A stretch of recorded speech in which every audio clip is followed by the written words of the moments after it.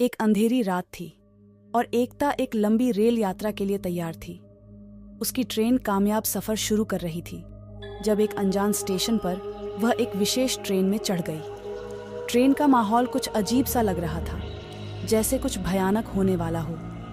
एकता ने अपने आप को समझने की कोशिश की, कहते हुए कहा कि ये सब बस उसके दिमाग की कल्पना है।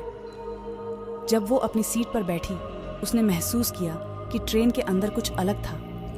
लोग डर से भरी निगाहों से एक दूसरे को देख रहे थे, किसी चीज के डर से। एकता ने उसे महसूस किया, लेकिन वो सब कुछ छोड़कर अपनी किताब में खोई हुई थी। थोड़ी देर बाद ट्रेन की आवाज बदल गई। एक अजीब सी मुस्कुराहट और कुछ डरावनी सरगम सुनाई दी। एकता ने अपने कान पर हाथ रखा, पर ट्रेन के अंदर की हवा उसे आवाज से नहीं छुड़ा सकती थी। फिर एक खामोशी ने सबको लपेट लिया। ट्रेन की रोशनी भी गायब हो गई और सिर्फ अंधेरा छा गया। एकता ने पास के यात्री से पूछा, लेकिन उसने सिर्फ एक चेहरे को देखा जो पिछले पल था ही नहीं। डर से परेशान एकता ने अपनी जगह छोड़कर आगे बढ़ी, पर हर अगले डिब्बे में वही खामोशी और अंधेरा उसका साथ दे रहा था। उसने ट्रेन के इमरजेंसी स्विच को दबाया, लेकिन कुछ नहीं हुआ। तभी एकता ने एक खौफनाक आवाज सुनी, एक बच्चे की चीख जो किसी भूत की तरह सुनाई दी।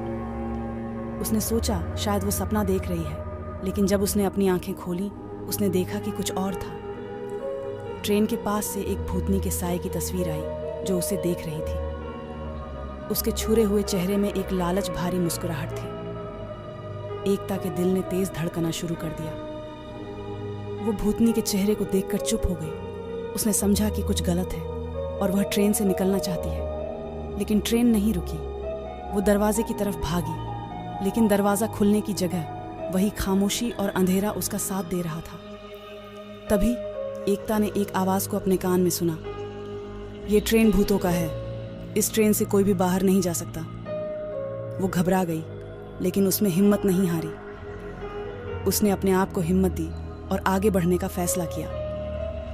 ट्रेन के हर डिब्बे में वही खामोशी और अंधेरा था, लेकिन वो हिम्मत से आगे बढ़ गई। फिर एकता एक पुरानी और खौफनाक जगह पर पहुंची, एक खंडहर स्टेशन जहां ट्रेन कभी नहीं रुकती थी। उसने देखा वहां एक पुरानी हवेली थी जिसका छत गिर रहा था। वो हवेली में घुसी और अंदर कुछ और था। एक अजीब सी मुस्कुराहट और खौफनाक आवाज उससे मिल रही थी। उसने अपने जीवन के सबसे खतरनाक पलों का सामना किया। हवेली के कोने में एकता ने एक पुरानी किताब पाई जिसने लिखा था कि ये ट्रेन और हवेली एक भूतियापा है। एक भूतनी ने पूरी ट्रेन और हवेली को अपने वश में कर लिया था। वो हर यात्री को भूत बनाती थी, जिसकी ट्रेन कभी ना कभी लौट आती थी। लेकिन एकता हिम्मत से लड़ी और उसने भूतनी को रोक दिया।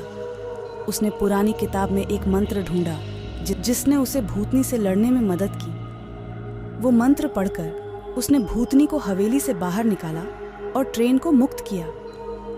ट्रेन और हवेली ने उसे शुक्रिया अदा किया और उसने सफारी कार को बचाया। उसने घर वापस आकर सबको अपनी कहानी सुनाई, लेकिन किसी ने उसकी बात पर विश्वास नहीं किया।